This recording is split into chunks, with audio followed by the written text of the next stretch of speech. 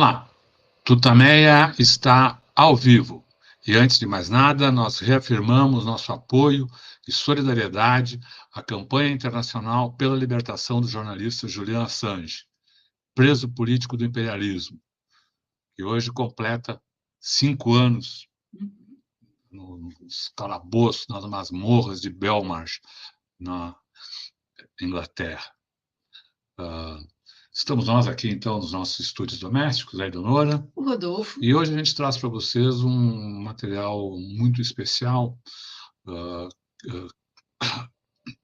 que o TUTAMÉIA teve a oportunidade de participar de uma coletiva de imprensa internacional com a relatora especial da ONU para os territórios palestinos ocupados, a Francesca Albanese.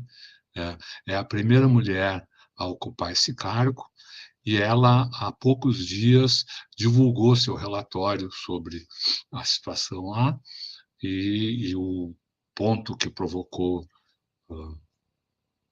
enfim, a questão definidora do relatório é que ela apontou indícios, evidências, fatos, demonstrando a existência de um genocídio praticado pelo governo de Israel contra o povo palestino em Gaza. Antes de a gente mostrar a coletiva e dar mais detalhes, queria aproveitar aqui para trazer alguns números aí da situação palestina, que a gente acompanha, vê a tragédia, mas os números sempre... alguns dizem que despersonaliza, acho que pelo menos especifica, a gente vê o que está acontecendo ali. Eu vou trazer agora, então, dados desse relatório que foi divulgado ontem, dia 10 de abril, dia 10 de abril, de 2024, pela Embaixada da Palestina no Uruguai, com cerca de 6 meses, então um pouquinho mais de 6 meses, desde o 7 de outubro, há um total, na faixa de Gaza, de mais de 33.500 pessoas assassinadas e mais de 76.100 feridos. Dessas 33 mil, isso é a grande tragédia, se é que se pode dizer, há uma tragédia dentro da tragédia, são 13.900 crianças assassinadas. Pelo menos 27 morreram por desnutrição, morreram de fome e de sede. Também nesse número maior, 8.950 mulheres e 1.049 idosos assassinados. Isso é o que temos visto desde o início desse ataque criminoso de Israel, já é considerado criminoso por mais diversos organismos internacionais, que é o morticínio de crianças e mulheres, coisa que também o presidente Lula destaca, aponta, cada vez que ele se refere à situação em Gaza. Não sei se tu quer destacar mais algum desses números aí, Eleonora. Acho que tem a destruição, né, da infraestrutura de Gaza, hospitais, né, as agências de ajuda, né, as casas, né, o deslocamento das pessoas, né, são 60% das casas foram destruídas, né, e os jornalistas, que a gente tem falado também aqui com destaque, quer dizer, já são 123 jornalistas assassinados nesse ataque, nesse massacre, nesse genocídio de Israel na faixa de Gaza. Não só, também há mortos na Cisjordânia, mas é um fato, a mortandade de jornalistas é também um fato inédito, né, em guerras, e muitos apontam, né, que os jornalistas são alvos no sentido de impedir que se mostre a realidade de Gaza. Bom, esse boletim que a gente tem acesso, boletim, uma espécie de uma newsletter diária que a Embaixada da Palestina no Uruguai distribui, ele também traz um breve resumo, não do noticiário internacional, mas de algumas das notícias sobre o conflito, sobre a posição de dirigentes internacionais sobre o que está acontecendo lá, e um dos destaques dessa anotação, tenho que trazer para cá, um dos destaques dessa anotação, você deve ter visto, mas não custa relembrar, é a mudança de posição, pode-se dizer, né, do presidente dos Estados Unidos a respeito da política do governo de Netanyahu. Então, aqui o texto da newsletter destaca que o Biden, em uma entrevista à Univision, disse que tá errada a política de Netanyahu, e ele, Biden, não está de acordo com o que está se desenrolando lá, e convoca a um cessar-fogo. Israel, né, convoca Israel a um cessar-fogo e a permitir o pleno acesso a Gaza a todos os alimentos e remédios, a ajuda humanitária, né, e que não há desculpa para não atender, para não permitir esse acesso da ajuda humanitária. E daí ele também aponta outros governantes, declarações de outros governantes, também recente aí o presidente da Espanha, o primeiro-ministro Pedro Sánchez, disse que o reconhecimento da Palestina como um Estado é parte, interessa, né, parte dos interesses geopolíticos da Europa.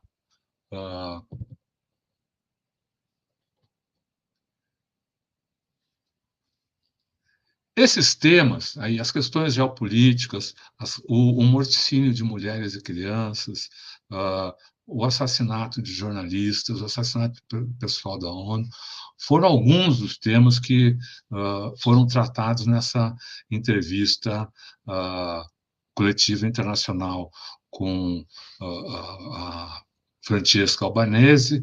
Foi uma entrevista que ela foi organizada pelo Centro para os Direitos Humanos, Mezan, não sei a pronúncia correta, mas como dá para perceber, o Centro é uma organização não governamental que está voltada aí para a defesa dos direitos humanos na Palestina, e eles então organizaram essa coletiva, que teve participação de jornalistas aqui do Brasil, da Europa, dos Estados Unidos, enfim, foi uma coletiva internacional.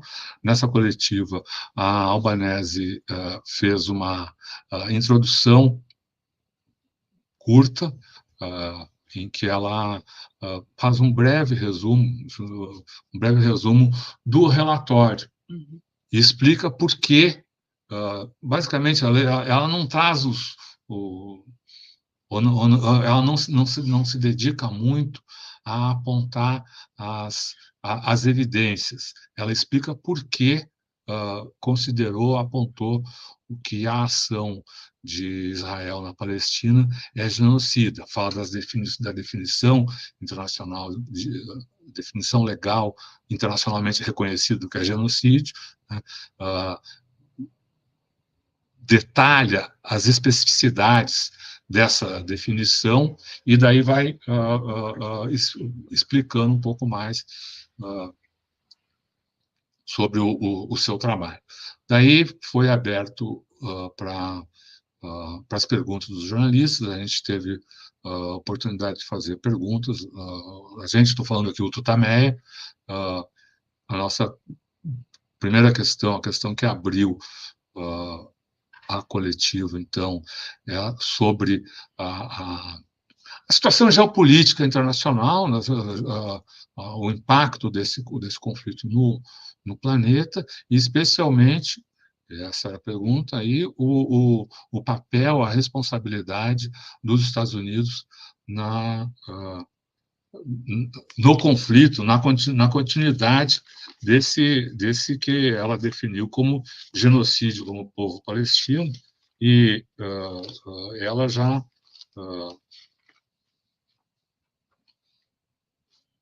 disse logo de início, e depois foi muito específica, demonstrando o estilo de resposta dela é mais ou menos aquele das dissertações e parágrafos né, de ensaios. Ela faz a sua afirmação e depois descasca, vai demonstrando por que aquela afirmação é verdadeira. Então, mas a base da resposta é que os Estados Unidos são cúmplices do que Israel está fazendo. Depois houve uma série de outras questões, aí também sobre a feitura do próprio relatório, entre outras coisas, a participação, a importância de vários países da Europa estarem se negando a vender armas para Israel ou a permitir que armas vendidas para Israel passem por seus territórios. Essa foi também uma questão que ela trabalhou, assim como as das manifestações, e também falou sobre. Ela foi questionada, né? Pô, como é que você, já que não pôde, não pôde, não teve sua entrada na Palestina permitida, como você pode fazer esse tipo de relatório, um relatório como esse? Então, ela contou aí como foi a produção, a coleta de informações, a produção de informações para sustentar o trabalho que fez. Por fim, a gente teve chance de mais uma pergunta e tratamos, então, dessa que foi a questão que a Eleonora destacou logo agora no início, o assassinato de jornalistas. O significado disso, né, a questão da mídia. Ela já vinha tratando, ela já tinha tratado, em algumas respostas, ela tinha tratado de forma tangencial. Tangencial, menos da questão da imprensa, né? Uma frase que eu anotei dessas do meio da conversa, né? Que ela disse: em geral, a mídia ocidental tem sido patética no que se refere à busca à prática do jornalismo, né? Ou que a gente uma vez entendeu como prática do jornalismo. Bom, dito isso, não sei se você quer destacar mais algum ponto. Eu acho que isso é a necessidade de cobertura lá, né? Isso. Isso é uma coisa que a gente... Isso. Ela, nessa resposta, ela falou assim, Israel não permite a entrada de jornalistas, não permitiu. Mas será que, quem sabe se uma delegação de jornalistas, quem sabe se entidades internacionais organizassem um comboio, né, de jornalistas para que, coletivamente, apoiados, quem sabe, por seus governos, por suas entidades representativas, por entidades de defesa dos direitos humanos, buscassem esse acesso. Foi uma proposta, um desafio, um chamamento que ela colocou nessa coletiva, ao final dessa coletiva, né? Quiçá isso venha, a gente passou para algumas entidades de jornalismo aqui nacionais de jornalistas esse chamamento. Acho que claro que é uma questão muito complicada. Ao longo da entrevista também, uma pessoa que participou, que não era jornalista, contou no chat, então mas só para também compartilhar com vocês, a organização de um comboio, não, de um navio, né, para levar material de ajuda humanitária. Então, está havendo algum tipo de organização no mundo, além das coisas, a organização independente de apoio direto ao povo palestino, e esse chamamento da Francesca Albanese à mídia, aos jornalistas, indivíduos, especialmente entidades, acho que é muito desafiador e inspirador. Dito isso, bom, a entrevista foi toda em inglês. como sempre, peço desculpas pela minha pronúncia, mas é da vida. E vamos passar então agora a íntegra da conversa, que ela está editada, foi editada pelo centro, pelo Mezan Centro de Direitos Humanos, e traz divide apenas aí a própria Albanese, pelo que eu vi, as perguntas. Então, eles mantiveram as perguntas sem o vídeo dos perguntadores. Já que vamos, então, fazer a transmissão. Só um pouquinho.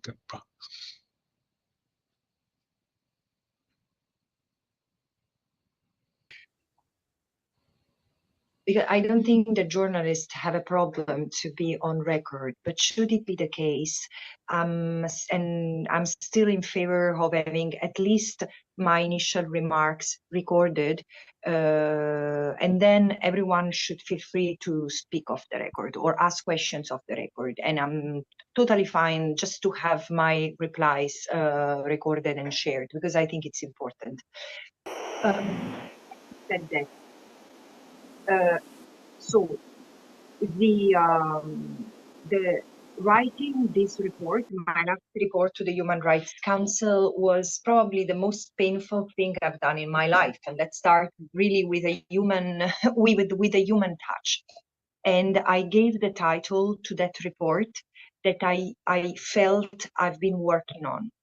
I was not convinced at all mid-October, beginning of October, when some colleagues alarmingly alerted me that the language and the kind of operation since the very first days could lead to a genocide. I said, guys, I think it's too early. And the colleague of mine, another special rapporteur, said, yes, because you Westerners do not understand, but we have it written in our DNA. We recognize genocide as from the outset. And over time, I had to, first of all, educate myself better on what is genocide, because this genocide is not defined by personal opinions or other genocides. There is no one genocide that look like another, in fact. So but as a European, of course, our mindset is very of what constitutes genocide is very ingrained or very, very connected to the genocide of the Jewish people, the Shoah, the Holocaust that took place in Europe, which was just one of those traumatic returns of colonial experience to the metropolis, because this is the other thing. Genocide is not an act, as I said in the report, is a process. And if we look back at history is replenished of genocidal ideology and genocidal practices, because settler colonialism, as the taking of the land in its most basic terms, the taking of the land and the taking of resources colonized people, has an annihilatory element, an erasure of the native, which is genocidal in itself. And if we read what the person who has coined the term genocide, Raphael Lemkin, the Jewish legal scholars who conceived the Genocide Convention, he had proposed a norm, a concept of genocide which was much broader than what was eventually accepted in the Genocide Convention. But still, what is genocide is defined by Article 2 of the Genocide Convention, which according to which genocide is a set of acts, in fact, criminal acts, committed with the intent to destroy a group, national, ethnical, racial, or religious group in whole or in part. Through which are these acts? For example, and these are the acts that I found that Israel has already committed in the Gaza Strip: the killing of members of the group, the creation of conditions that would make life, that would lead to the destruction. Sorry, the creation of conditions of life that would make the destruction, would lead to the destruction of the group in total or in part, and the infliction of severe bodily and mental harm to the two members of the group. And all of these has happened. There are other acts of genocide that might also be proven, like, for example, prevention of birth. But this is what I documented in my report. Israel has killed members of the group. Israel has inflicted on members of the group, Palestinians as a protected group, including in Gaza, inflicted severe bodily and mental harm, and created the conditions for life to no longer be possible in Gaza. And what is difficult to prove in the case of genocide, which is considered the crime of all crimes, is the intent. But the reason why it's called the crime of all crimes is not that there is a hierarchy. There is a different kind and nature of crimes, of atrocity crimes. War crimes is violations of rules of, violations of the law of armed conflict. So violations of the law of wars, take place in conflict situations. Then you have crimes against humanity, which happen including in non-armed conflict-related situations, and in the most basic terms are widespread and systemic attacks against the civilian population. This is a crime against humanity. In the case of genocide, you need to have criminal acts committed with intent to destroy a group of people in whole or in part. And it's very difficult to prove the intent. It's true. But not when it's so conspicuous, not when it's so ostentatious as in cases including the current one in Gaza. Because in fact, I say the Israeli leaders, political and military leaders, persons with command authorities, including soldiers on the ground, have boasted about genocidal intent, destroy everyone, even erasing Hamas. What does it mean? I mean, erasing Hamas as a political movement, this is a political goal. It's not a military objective, and therefore cannot be a legitimate military goal. But then this is what has happened. Eradicating Hamas has led to the killing of anyone who could be remotely associated with Hamas. So not just combatants while in combat, possibly combatants for combat, which makes the death a killing, and so the killing illegal, because a soldier, a combatant, can only be targeted when on duty, when in active combat, but also scientists, academics, doctors, nurses, bakers, priests, anyone has been killed. And this is why, if you look at the pattern of this military operation, 70% of the victims have steadily been women and children. Now, over 6 months, 70% of people killed every day being women and children. And we cannot expect that the other 30% is of all combatants. Are we really thinking that all men are active combatants? Where is the evidence? And this is the thing. There has been so little scrutiny, but this is what has happened. And meanwhile, there are other two things. Not only we have seen Israeli soldiers boasting about them killing mothers, children, anyone, inflicting humiliations not on the body and on the psyche of the Palestinians. They captured, or Palestinians as a collective, entering their private spaces, homes, education centers, etc., and looting and destroying and brutalizing and vilifying, including desecrating cemeteries and mosques and churches, etc. Again, the level of destruction inflicted upon Gaza speak of itself, on itself. And the fact that 70% of the civilian infrastructure has been leveled. And it includes every possible instance of life and life-sustaining infrastructure, including arable land and including the fishing float in Gaza. Why all this had to be destroyed? This is the creation of conditions of life that would make life impossible. And the moment Israel declared an absolute siege on top of the siege which had already been imposed, and it was already a war crime before the 7th of October. depriving the entire population of water, food, electricity, medicines, including incubators, including anesthetics, including medicines needed to prevent death for other reasons than wounds and bomb caused by bombs and snipers. Of course, people would die. And this is one of the genocidal acts which has the intent in itself, which it doesn't even need to be proven. And the last point I wanted to make, one of the critical findings of my report is that Israel justified its conduct as law-abiding. Israel has said in its policy documents, in its interviews, and its defense in front of the ICJ when South Africa initiated judicial proceedings, legal proceedings for breach of the Genocide Convention. Israel said, but we have done everything to protect civilians.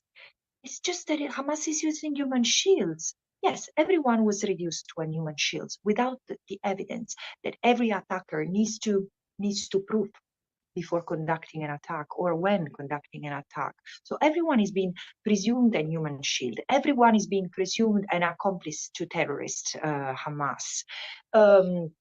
And also the other language, like evacuation orders. We have sent evacuation orders. We have communicated evacuation orders. Is them not leaving? And so everyone who left behind was presumed guilty of terrorism, or being left behind because of particular pressure of ending up under Israeli military control. Well, again, this is or think of the safe zones that have been bombed, have been transformed in death zones, or the military, the hospitals turned into military objectives based on the allegation that they were Hamas operation centers, although this has been disproven hospital after hospital. So this is what I've called humanitarian camouflage. Israel has distorted each and every principle of international humanitarian law, which is there to protect civilians. Palestinians in Gaza have been completely and entirely de-civilianized, meaning deprived of the protection that comes with their being civilians, with their civilian status. And therefore, everything has become destroyable, targetable, everyone has become killable. And this is how it got to a death toll of nearly 34,000 certain people, probably more, because there are 7,000 who are under the rubble, most probably, and there are 71,000 injured. So the scars of this genocide will be very difficult to cure and to heal. And this is where we need to help Palestinian people now, with a ceasefire, with a protection presence, and with sanctions to Israel. There is no way to stop Israel. And we knew that, the human rights community knew that, has known this for decades.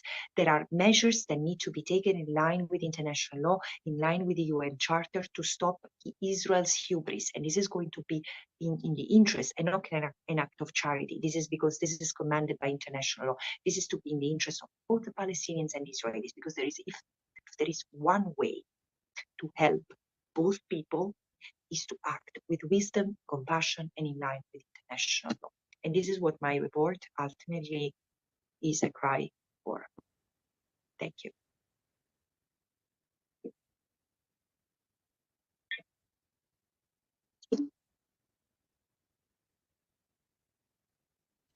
Thank you so much, Francesca, for your presentation. I guess that now we can proceed with the Q&A.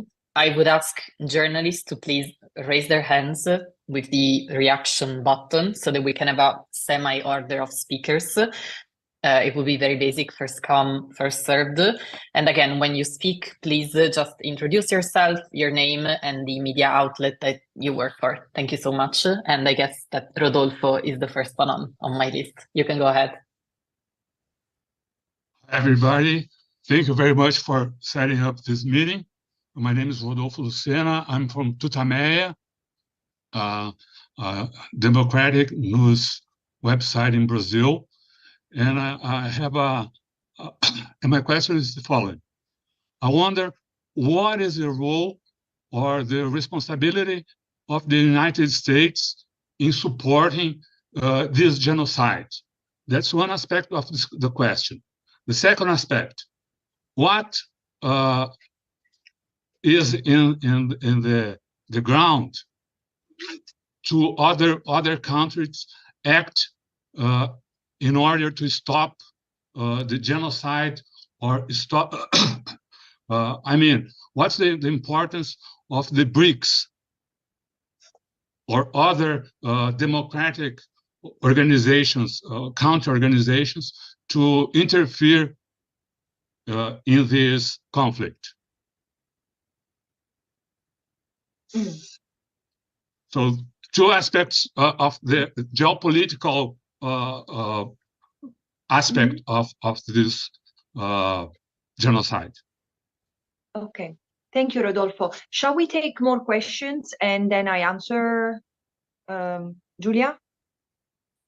Yes, okay, let's do maybe 2 by 3. Let's see what's the magnitude of the question, because Rodolfo is a tough one. Staniva, I hope I'm not mispronouncing your name, but you're next. Hi, Staniva Rose from the National. I'm in Brussels, so my question is a bit from an EU perspective. Last month, the EU Council agreed on principle to sanction extremist Israeli settlers after the US and the UK, but only after additional sanctions on Hamas, which will probably be related to sexual violence. In your work, have you found evidence of such violence? I mean, did you work at all on the genocidal accusations against Hamas on October 7? And also, do you have any comment on the impact of sanctions on Israeli settlers, which are used as a pressure point on Israel over the war, but seem to not have achieved anything so far? Thank you. Thank you. And Gergana next. Hello, so my name is Gergana Krostova. I'm a news reporter from Metro UK, which is a national newspaper in Britain. So, as Staniva, my question is mostly from a European UK perspective, if that's okay. So last week, there was really a change in British public after the IDF killed a group of 8 workers, including 3 British veterans, in an airstrike in Gaza. And there has been a lot of pressure already on the government to stop arms sale to Israel. It was last night that our Foreign Secretary, David Cameron, said that Britain will continue to support Israel with arms sales. So my question is specifically, in your report, one of your top recommendations for nations is to stop arms sales to Israel.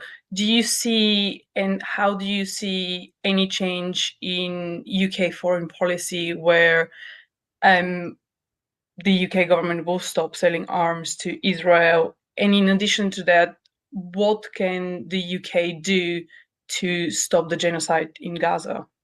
Thank you.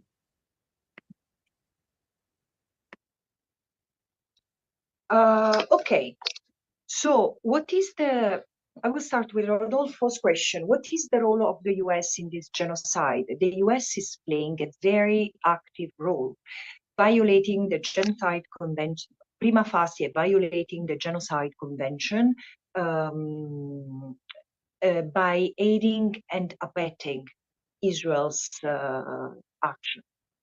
However you qualify what Israel is doing, crimes against humanity, war crimes, or genocide, there is an obligation on member states, members of the United Nations, who have ratified treaties like the Genocide Convention. Wherever there is a risk that genocide is being, and in general, when there are significant atrocity crimes being committed, there is an obligation to intervene. First of all, to prevent genocide, and generally, this is what the ICJ jurisprudence also, and also international tribunals on genocide have said. When there are, in situation of conflicts, there is an escalation, so the obligation to intervene is an obligation, is responding to a need to prevent genocide.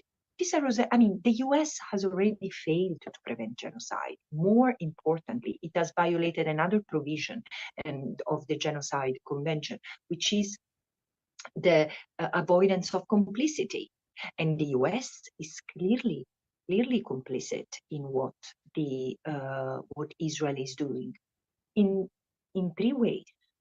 First of all, by supplying weapons over and over, by continuing to provide financial aid, and by continuing to provide political support that shelters Israel from any abidance by international humanitarian law and international law in general, including the Genocide Convention. So there are the extremes, and this is why I'm very happy to see a mobilization of national lawyers so as to pursue accountability, not just through the ICC, the International Criminal Court, which is clearly dragging its heels on this question, for the general political pressure and the general not conducive environment, which then I will tell you what I think personally it is. It boils down to, but there is the need to use a national court to have jurisdictions over atrocity crimes, including genocide, because this is what universal jurisdiction is about. And again, we were not able to prevent genocide, but we need to make those who made it possible and those who partook in it accountable. And this is something we owe to the victims, but we also owe to ourselves, because we cannot count on an international order which is supposed to protect us, which is made of so many loopholes and so many blind spots, with exceptionalism ruling instead of rule. And this applies to other states. I mean, yes, the US is first is the chef d'oeuvre, is leading the queue, I would say, but it's not alone. And there are so many European countries who are co-responsible for this stand, which is illegal and is immoral and is irresponsible. Germany is now facing the ICJ because of Nicaragua started the legal proceedings for Germany's complicity, because Germany in Europe is I think it's the country which has the highest exports of weapons to Israel, but it's not the only one. There is the Netherlands, there is Italy, and others. I mean, there is, and beyond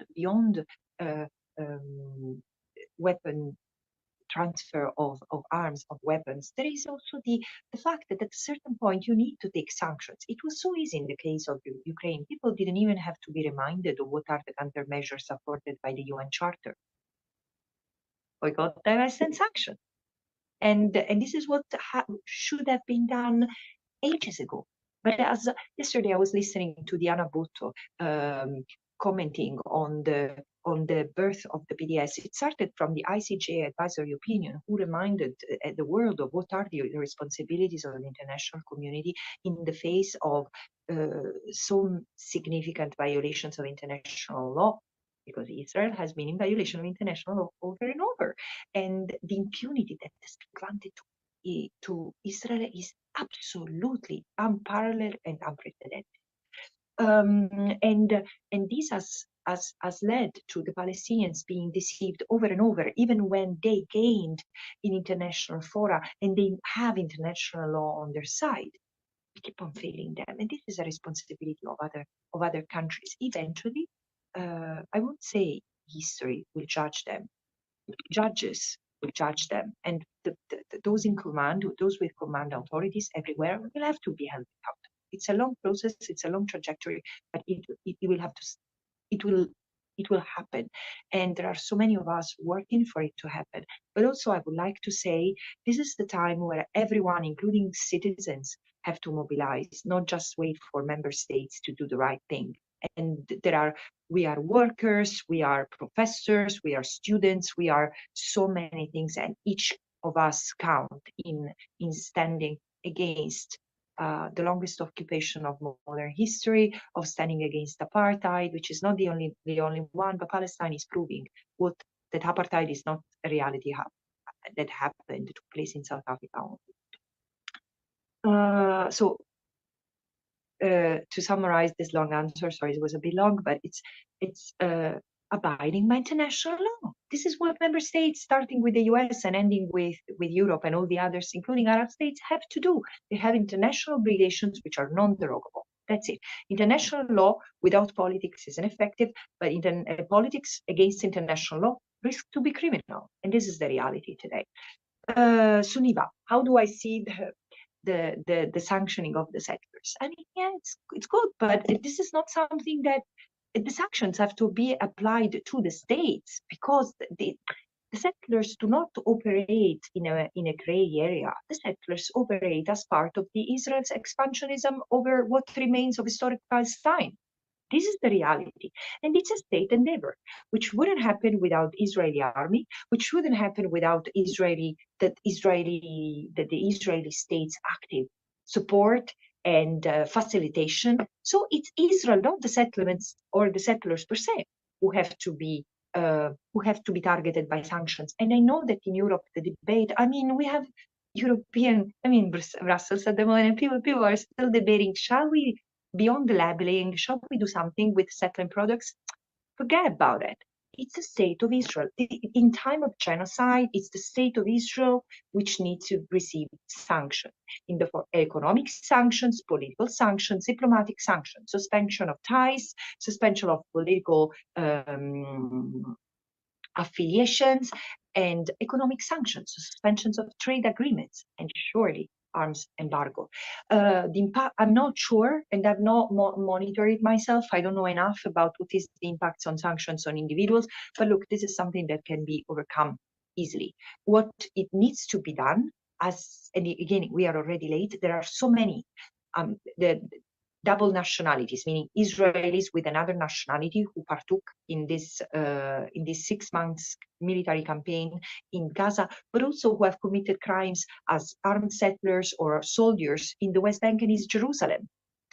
And so these people need to be held accountable. There is a level of documentation, and there is a capacity to also pinpoint the responsibility of individuals, criminal responsibilities of individuals who need to be held accountable as such before their seven nationalities court. Gergana, I think if I pronounce your name correctly, the fact that the world we can realize that there is still a consciousness and for which reacts when aid workers are affected is revealing of an unavoidable, unmissable trait of Western society, which is racism. The fact that 6 aid workers tragically, awfully, criminally eliminated, made headlines and pushed to the discussion on arms embargo and sanctions, means that the other 190 aid workers who had been killed in the previous 6 months meant nothing. Why so? Because they're Palestinians. And we are so used to, in any case, there is something they've done.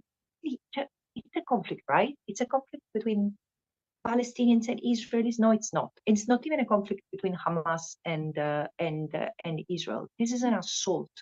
Israel's assault against Gaza as a whole, while there is an attack against the Palestinian people, including inside of Israel.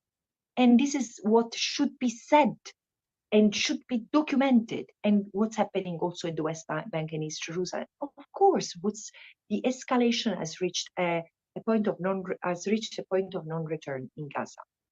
And but the thing is that if you look at who are the over 30,000 victims of this conflict, it's people like us, who more than us had been trapped in the largest ghetto of modern times, current times, because Gaza was already a ghetto before the 7th of October. Sure, with someone having a decent life, and most people having a very poor life. This is the reality. And still, it was alive because Palestinians are also very entrepreneurial and had adapted themselves because it's also our human nature. The situation was unbearable. And with the figures that we have today, the fact that it takes the life of 6 foreigners to wake up our consciousness, again, speak to our morality and our double standards. And this concerns policymakers,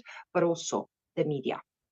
And the media, as you know, I've been very critical with Western media. Of course, not. I mean, I don't want anyone to feel responsible as an individual, because I know that there are many individuals trying very hard to change the discourse. In general, Western media have been really pathetic. And in sanitizing the language when it comes to Israel, in being fearful of retaliation, or being accused of anti-Semitism, excuse me, this is not your business. You report the fact, and if you can, also on the right legal qualifications. So amplifying, like many media have done, the narrative, oh, Hamas terrorist, Hamas terrorist, Hamas terrorist. Excuse me, I mean, Hamas has been ruling Gaza as a political movement for 16 years, including with the support of Israel. And there is no doubt that what happened to Israeli civilians on the 7th of October can be qualified as terror. But does it change the reality? Does it change what Israel had done before the 7th of October and since the 7th of October? No. So let's discuss about this as well, and how Israel has spread terror for decades among the Palestinians. I've invoked for an embargo on arms sales, but this is totally in line with the ICJ and with the ICJ interim measures, because again, and in line with international law, so it should be the minimum. And the Human Rights Council has immediately responded to this recommendation, because it has already passed a resolution called agreeing on an arms embargo. Will it be respected? Nothing is being respected these days. Not international law, not the Genocide Convention, not UN Security Council resolution, Human Rights Council resolutions, General Assembly resolutions. So we are just trashing and making of international law pieces after pieces. So, and we are laying the foundation for, we have already laid the foundation for the complete erosion of international law. And it will be impossible to uphold international law to the next genocide, which will be justified as necessary, as proportionate, as legitimate. And this is the reality. So how does it relate to the UK? What I've said of the US applies to the UK, I'm afraid. But this is against the will of the people. Because if there is one country where there is a mobilization which is steady and it's asking for a ceasefire, for arms embargo, is the UK. And so in this sense, I find that the government is not only betraying international law, is not only violating international law, but it's also betraying the will of its own people. And there are authoritative scholars and jurists who have also commented on the fact that Israel might be committing genocide, and the UK should not be trading weapons, not be trading with Israel. And again, this is left. Even this call is left without action. It's the beginning of the end of our international law-based order, for whatever it was left of it.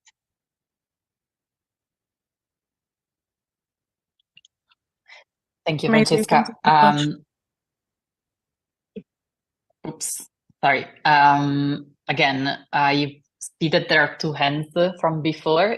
I guess that if new journalists that haven't spoke before wants to take the floor, we can first do a round, and then if there are follow-up questions, maybe other people can ask. I see that Alice has her hands up. Yes, good afternoon. I'm Alice Moreno. I'm an independent journalist based in Cairo, Egypt. Thanks for this conference. First, I would like to know, Mrs. Albanese, how your report is going to be used in the future. Are some institutions and like international courts allowed to use it in the future? And also, the Security Council adopted a resolution for ceasefire on 25th of March. but still it was a non-binding resolution, if I'm not wrong. Now we have your report mentioning clearly the genocide. We read many appeals and tribunes for a ceasefire from heads of states. So that's kind of a big question, but according to you, what's next to stop what's going on in Gaza? Because I think everyone now can witness the hypocrisy between the political speech and what's going on the ground. And also, do you think that the international community is going to try to blame like Israel and Netanyahu instead of also taking the responsibility of like providing weapons and funds to Israel? Thank you. Can I just ask you which resolution you refer to as non-binding? So the resolution of the Security Council of the United Nations taken on 25th of March, if I remember. Yeah. No, I know. Okay. No, because if there is one thing that is 100% sure, and this tells you the level of hypocrisy we have reached, UN Security Council resolutions are binding. And it's absolutely, let me find the decorum in the language, is shocking. It's shocking that the US administration can say that the UN Security Council resolutions are non-binding. They're really trying to tear apart what exists in the multilateral system as system of rules and and mechanisms deciding certain matters, including peace and security. The US has taken over, is in the driving seat, and where is it driving us? But again, Security Council resolutions are binding, and the fact is that there is in fact, what is happening is that they are violated, not only by Israel, by other states as well. What I expect my report to do. I mean, as an independent expert asked to document and report to the United Nations, Human Rights Council, in General Assembly, my role is just to make recommendations, to observe facts, to present analysis according to international law, and then make recommendations. I know that the United Nations system, because of also what I just said, the fact that it's hijacked by Western states primarily, but others are also co-responsible, because I'm also appalled by the little that Arab states are doing, or the lot that Arab states are doing behind the scenes not resolve, let's say, in a way that doesn't resolve the current impasse. And so I think that my report can be a wake-up call, can shed light on the reality on the ground. Of course, the ICC will have to investigate. The ICJ will continue to examine the merits of the matter. But I have examined the merits of the matter, and I'm glad that some member states, like Colombia, asked already the ICJ to consider my report as having probatory effect. So for sure, the work of special rapporteurs constitute a probe of facts, but this can also be supporting the interpretation of international law, which means that the court are not bound. My interpretation doesn't constitute a precedent, of course, but might help them in their legal reasoning. And I do think that this is happening, because looking at the proceedings, the ICJ proceedings of Nicaragua versus Germany, and the work of special rapporteurs, including myself, was amply quoted. So, and this report, this Anatomy of Genocide report, has been picked up by the media a lot, so can also contribute to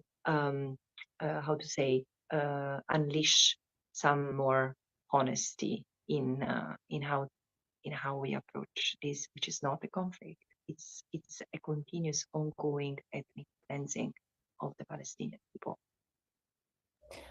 Thank you so much. Can I just ask you again my very last question? Yeah. Sorry. Netanyahu. Do you think? Sanction. The international community will, because we are seeing a lot of appeals for ceasefire, etc., from heads of states, from many institutions. You think that the international community will try to put all the responsibility of what's going on Netanyahu's government, and not taking their own responsibility on providing some weapons and funds to the Israeli government now? Yeah, I think that they will try to do that. It's already happening. And Benjamin Netanyahu has an incredible survival capacity. I mean, he has gone from crisis to crisis through crisis, and he has always reemerged. But this time, I think it's probably the end of his capacity to research, because what he has done is unprecedented. And probably he will be, I wouldn't say scapegoated, because he's so responsible. He's so responsible for 20 years of annihilation of any political opportunities for the Palestinians. And when I say for the Palestinians, it's also for the Israelis. So he is personally responsible of so many bad choices. But my fear is that he will be used as a scapegoat, forgetting sorry, there is a super long question. I apologize, I won't take it now. I mean, then Julia, perhaps you can help me. But forgetting that it's a state enterprise of oppression of the Palestinian people. There had already been over 30 years of forcible displacement, including what remain of historic Palestine, of the Palestinian in occupied Palestinian territory, for building settlements after settlements after settlements, which are a war crime and have been a war crime, a violation of Article 49 of the Geneva Convention, which is also a grave breach of the Geneva Convention, which also leads to individual responsibilities. So the previous prime minister should also be held accountable. And this had happened before the Oslo process, and this had happened before Netanyahu. And so I don't think that this is something that can be exhausted, box checked once Netanyahu will finally face justice at the national or international level. And I think that, I was listening to Daniel Levy and Diana Butto again yesterday, and it was very interesting that at a certain point, Daniel Levy brought up the question of reconciliation. I don't think that reconciliation should be overstated but the truth telling needs to be inserted. There is a moment of reckoning that must occur. Surely the Palestinians will have to recognize that there has been a trauma inflicted on the Israeli people, but they're from their own government, because their own government have fed this fear of the Palestinians. And so I don't think that the Israelis are completely lucid in what they are in. They do not realize what they are doing to the Palestinians, and there will be a huge moment of reckoning for them as well. But we live on the Israelis first and foremost. They will have to come to terms to what they've done to the Palestinians through and through. And so I think that this is the kind of language that we need to bring back, inclusiveness, and not in terms of normalizing the relations between the Palestinians and the Israelis. They will decide when they are ready.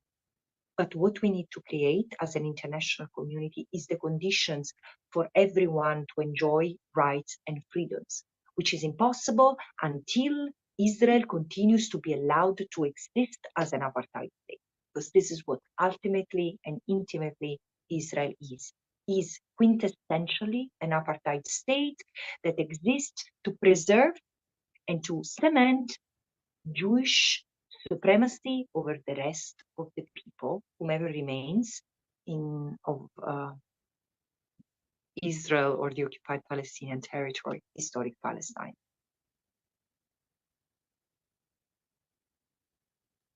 Thank you. Thank you, Francesca. If it's okay, Rodolfo, and you don't mind, I'll give the floor to Clotilde, just to allow everyone to ask one question, and then we can go back to Rodolfo. Okay. Thank you. Hi. Thank you so much for your report. I have I have two questions. My first one is considering that we we tend to, with the Israeli narrative as well, perpetuating the Western media, we tend to have a perception of Palestinians as divided groups, like there are the Palestinians in Gaza, Palestinians in the West Bank, and Palestinian in Israel. So I wanted to see how you assess, according to your report on genocide, how do you assess the situation for Palestinians that are not in Gaza, and also Palestinians that are refugees, and how you see the situation for a more global perspective for the Palestinian people. Because if we think about a genocide, we think about the idea of annihilating people. So, it can be part of people. So I want to have your assessment on this. And my second question would be, we cannot work properly on Gaza right now as foreign journalists because we cannot enter Gaza. It's the same for human rights organizations since a long time. So I wanted to know, how do you work concretely on the ground? How do you manage to get proofs of crimes? I know that there are, for example, summary executions, and this is something, for example, myself have troubles to really document very well. So I wanted to have also your take on this. Okay, first of all, thank you, Clotilde. You mentioned Israeli narrative, and again, I think that this is one of those situations, maybe because I'm also more exposed to this than any other situation in the world. But this is one of those cases in which we are really trapped by the wrong vocabulary, and because eventually the words are like the trenches on which we situate ourselves.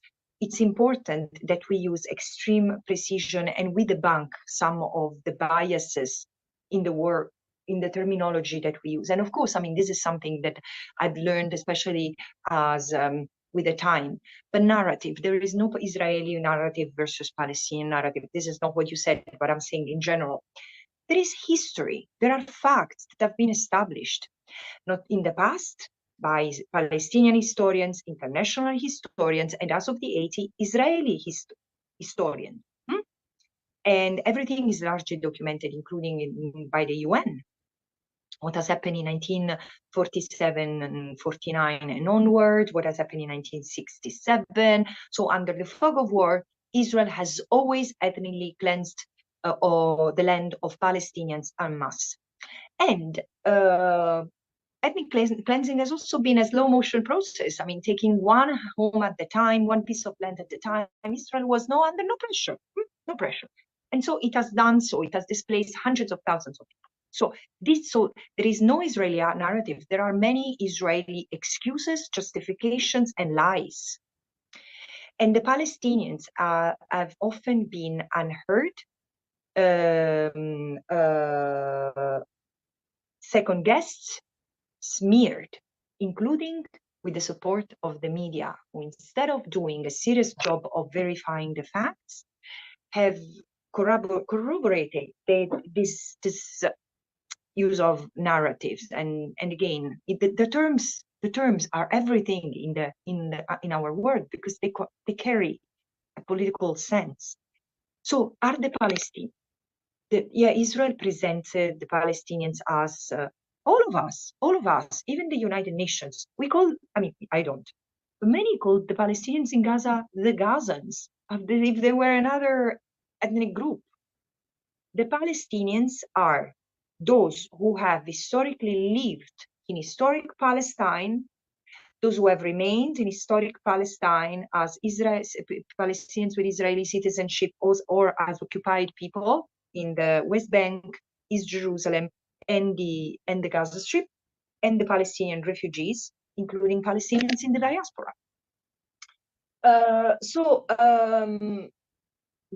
Of course, they are fragmented, because this was part and parcel of, or also a result, an outcome, has been an outcome of the Israeli ethnic cleansing of Palestinians, of Israeli settler colonial project, which has meant to fragment the territory, to fragment the people, demographically, economically, politically, so as to this is the Bantustan reality that is so reminiscent of South Africa.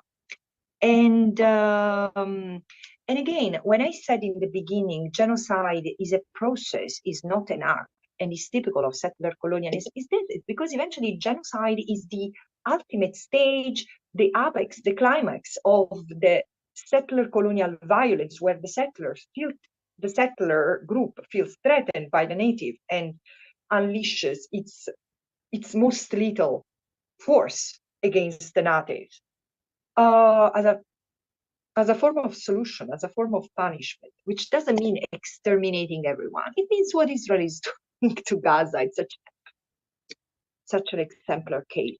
The thing, whether the fact that journalists cannot go to Gaza is appalling. And the fact that even, I mean, as I speak from Brussels, I say to you what I've said to others. The fact that Europe provides humanitarian aid as if it was an end in itself, instead of a means to reach an end and doing no harm, is a sign of where Europe sits in this crisis. Because when you give humanitarian aid, then you go and check. Who's checking? Which humanitarian operator, which humanitarian officer in this building, as I'm in the European Commission, is going to check on how aid is delivered to the Palestinians in Gaza? It's already horrendous that is to be dropped from the air, killing people, ending up in the sea, forcing starving human beings to go and get the food from the sea. It's mental, and it's so cynical and I need to say that I feel ashamed by the way we are really positioning ourselves as Europeans in all this, forgetting that I'm a special rapporteur. As a European, I feel extremely shocked by what I see. It's a new law, a new law, sorry. And so the fact that there are no journalists and no humanitarians is something that needs to push for an outcry. And again, guys, get organized and go there and make sure that your governments make pressure for you to go. Because eventually one journalist might not be enough. But hundreds of journalists in every country coalescing to go to Gaza, let us go to Gaza, be part of a movement, be creative, be part of this moment, be part of this history. Because if not now, at the time of a genocide, we intervene, what is left of our humanity besides who we are professionally? Rodolfo, no, sorry, Giulia, we're back to you. No, please. And thank you, Rodolfo, for your patience. Floor is yours. Great. Thank you very much, Francesca, everybody. Well, the question is, the numbers show that clearly women and children are the victims of choice of the Israeli army. But also we can see this special targeting in some professions. I mean, members of the media, officers from the United Nations, and health workers. I wonder, what do you make of that? Are there political reasons for this, especially about the killing of members of the media?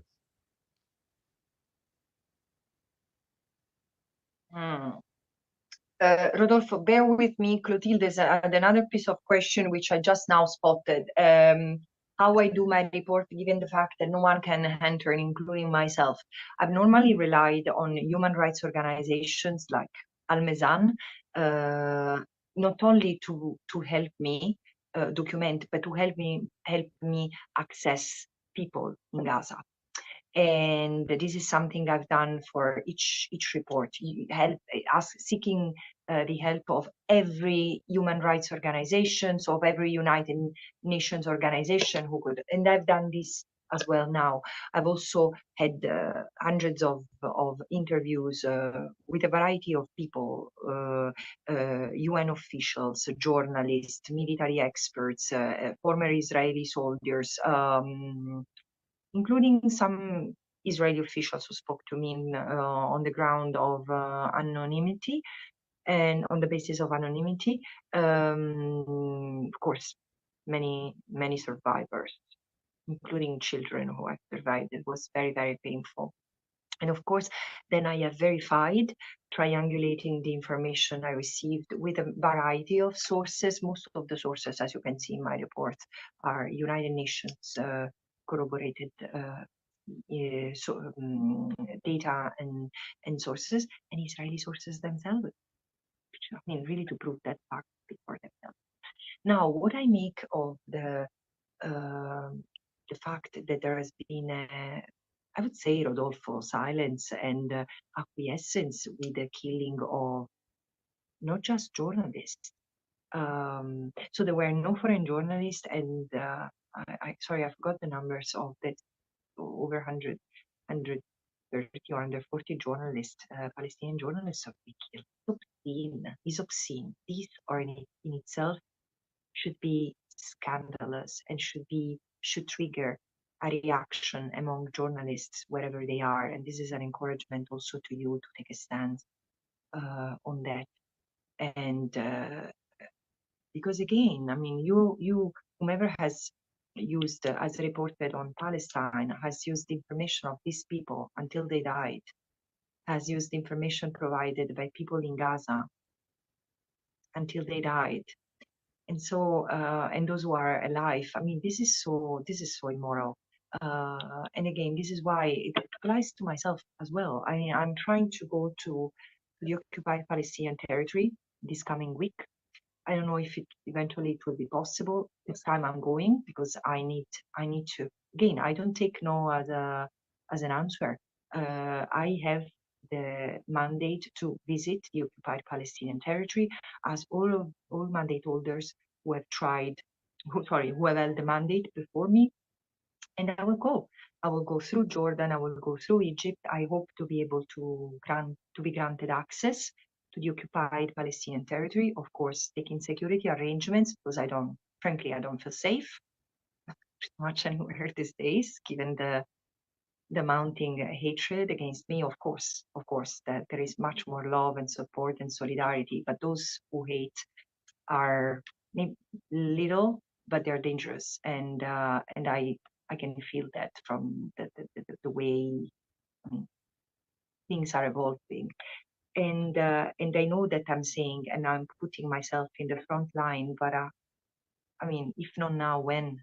I mean, at the time of genocide, a human rights lawyer mandated to document and report on what's happening to the Palestinians in the occupied Palestinian territory is to do her job, and this is what I'm doing. The fact that member states are silent, and not only that, I mean, there are some member states who are even smearing myself for this work.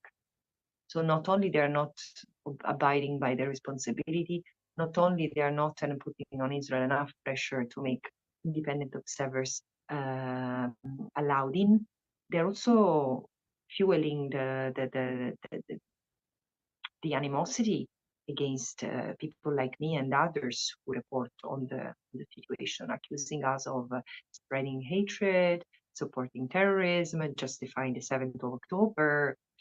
Clearly lies. And again, this is very immoral and irresponsible.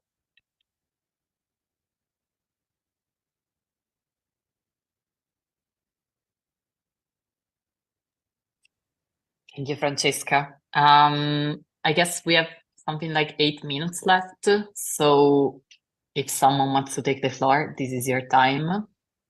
Otherwise, I will close the call and share with you the recording once available, which means once I understand how to download it and upload it on our WhatsApp group. And again, for those, Saniva has another question. Just wanted to add that for those that are not in the WhatsApp group and want to be added, you can DM me on the chat and I will add you there. Thank you. And Saniva, yeah, sorry, you can take the floor. Follow up, Francesca, to what you just said about being attacked by member states, because I recall that you were personally attacked on Twitter by the French and the German governments for saying October 7 were not anti-Semitic attacks.